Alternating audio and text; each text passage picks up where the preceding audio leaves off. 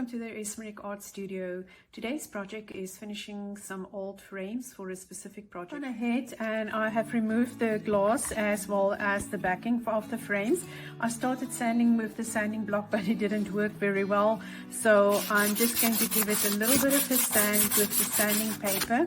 And you don't have to do it a lot, it's just to give it a little bit of a grip for paint to adhere to.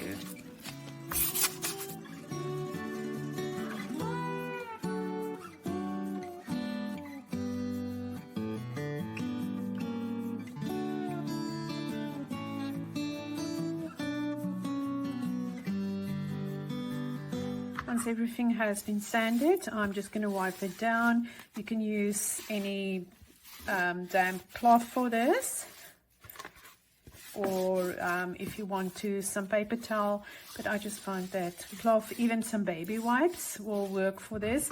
And then when I am finished here, I am going to use Smiley, and I'm just quickly going to vacuum the whole area with all the bits and pieces of the sanding so that I know the surface is clean again. I've put some black paint in my pan. I find when I do paint with acrylic paint, what I prefer doing is working in one direction, because when you go up and down, you sometimes tend to lift more paint than what you're actually putting down. So always try and go in the same direction if possible.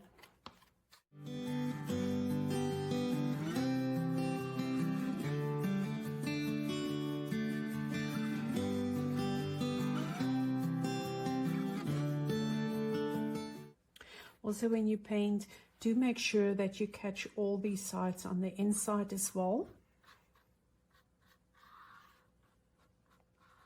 because that will be visible once the glass is back in.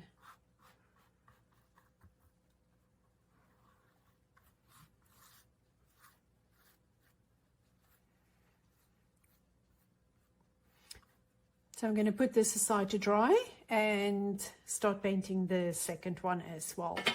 Both the frames are painted and dry. Actually, I want to share a tip with you. When I painted the second frame, I actually found that I started from the inside working towards the outside, and that was way better than what I did with the first one, where I start from the outside to the in. So just a quick tip there, better to start from the inside, working your way to the outside. So I'm going to take some silver paint, a dry brush. And what I'm going to do now is I am literally just going to touch it up to do some gray in there. Oh, not gray, some silver highlights.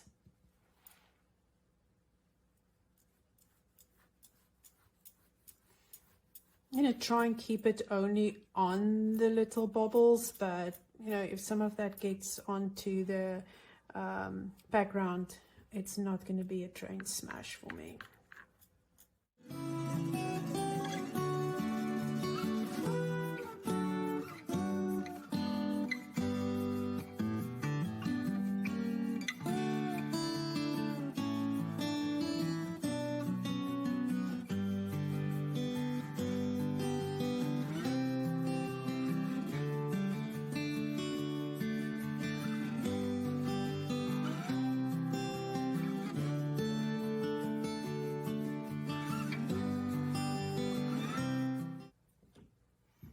So I tried a couple of things, and the one that I decided I do want to go with is a sponge.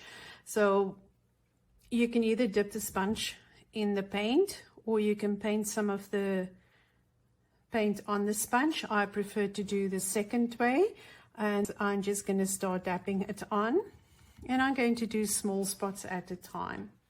I'm rather going to go slow with this, so this is going to be a little bit time consuming. And the sponge I'm using is the plain makeup sponges that you can get at any store. I usually buy them in bulk because I use them for quite a few things.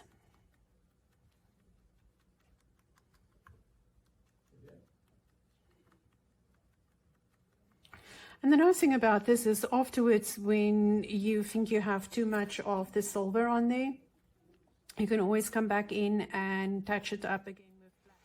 I'm in the home stretch, so if you have any suggestions, any ideas of things that has worked better for you, please share it in the comments, because this is what this is about.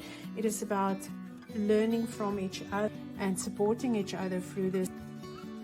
So I think I'm going to stop now, because I can really overdo things. Don't know if you do that. Let me know about that in the comments, if you always think to go on and on and on and on and never know where to stop. Okay, so I think I really like it this way. So this is my end result, and I have completed both the frames now. I'm going to keep this to dry overnight, and I'm going to seal that. So hope you've enjoyed spending time with me in my studio today. Look forward to your next visit. Remember, the world of reality has its limits, but the world of imagination is boundless.